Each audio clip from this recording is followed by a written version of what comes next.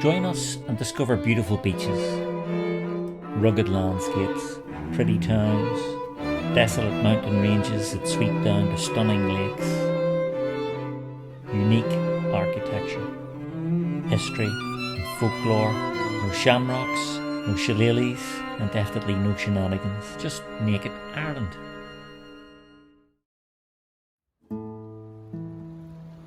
Those twin spires in the distance, actually there's a third spire that you can't see here, are those of St Fin Barre's Cathedral in the city of Cork. It's good that you've clicked on this, and now I've got to hold your attention, because many people think that churches are old boring relics of the past, especially since the popularity of various religions is not what it was. So what could be interesting about a church, or a cathedral as in this case? Well, you're about to find out. Those of you who visited the mighty Notre Dame in Paris might see similarities in the architecture here, albeit that St Fin Barre's is on a much smaller scale. Well, this church is a Gothic Revival church, so modelled on medieval churches such as Notre Dame. Now, this actual building may not be as old as Notre Dame, but legend has it that St Fin Barre, the patron saint of this city, founded a monastery here in the 7th century. Now, that's a long time before our French neighbours were starting work on their admittedly more famous church. And that monastery survived until the 12th century. Ironically, it may have been destroyed during the Norman invasion of Ireland, around the time that Notre Dame was being constructed.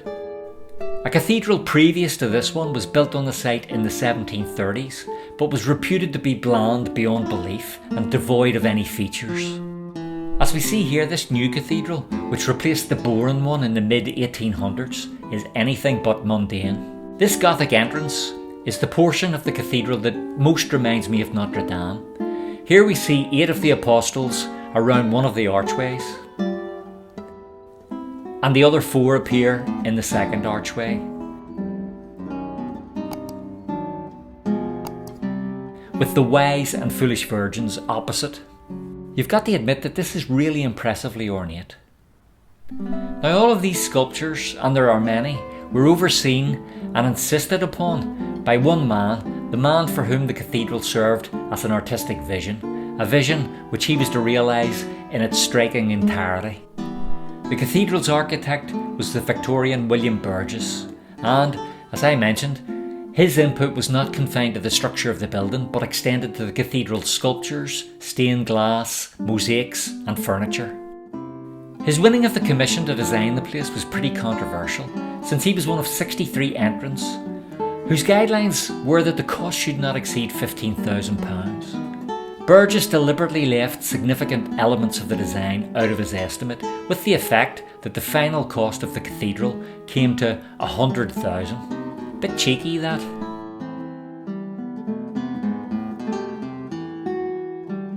Now, this is interesting. What you're seeing here is the moulds that were used to create the statues. Burgess personally designed all of these maquettes and had them constructed by his associate Thomas Nichols. Normally these things would have been destroyed after the construction, but these have endured and are now being examined by conservationists. The cathedral was commissioned by the Anglican Church in response to the relaxation of the penal laws, and presumably to impress upon people the importance of the established church, later to become the Church of Ireland. Now, this pipe organ is one of the most spectacular features of the cathedral. It's the largest church organ in Ireland and was built in 1870 by William Hill and Sons. This has been one of the most eye-wateringly expensive parts of the cathedral's maintenance. There's over 4,500 pipes and 40 stops. I'd quite like to hear this all going.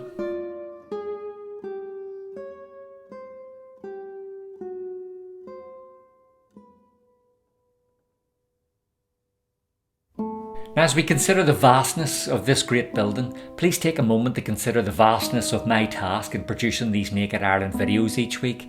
You can actually now donate by buying me a pint. Let's call it a coffee since we're in this sacred place. But yes, see the second paragraph in the description below to see how to donate. You'll find a convenient link there. It's really easy.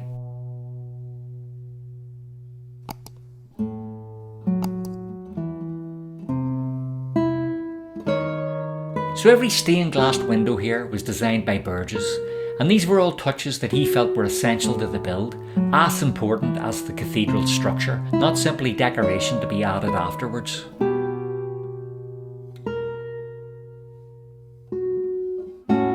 Similarly, these amazing mosaics that you see on the floor in front of us are all of his design.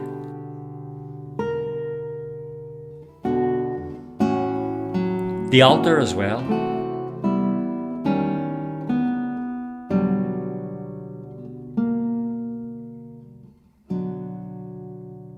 So as you can see, while this building is not old by European church standards, it has the detail and the exquisite beauty of a medieval church.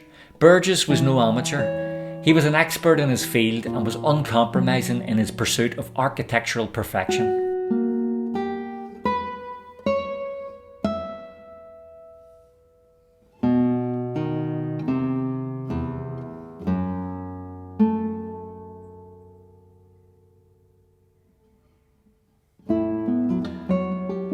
Here's a close-up now of those mosaics so that you can get some appreciation of the work involved here.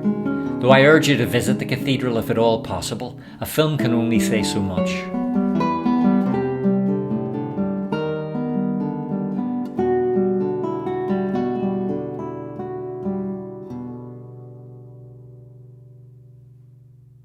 And there's the peculiar little Irish touch, the harp being the national symbol of Ireland.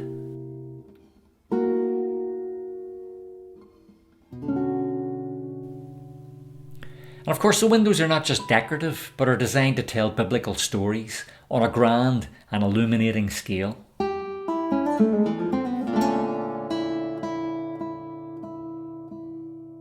I always think that these old churches must have inspired awe in people in the days before there was much else in the way of visual stimulation. Just even the change of temperature when you enter a church on a warm day signifies that you're in a very special place.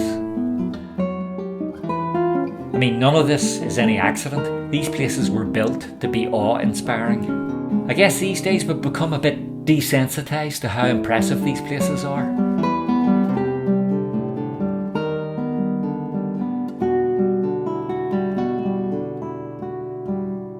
So this is the beautiful St Fin Barre in the city of Cork.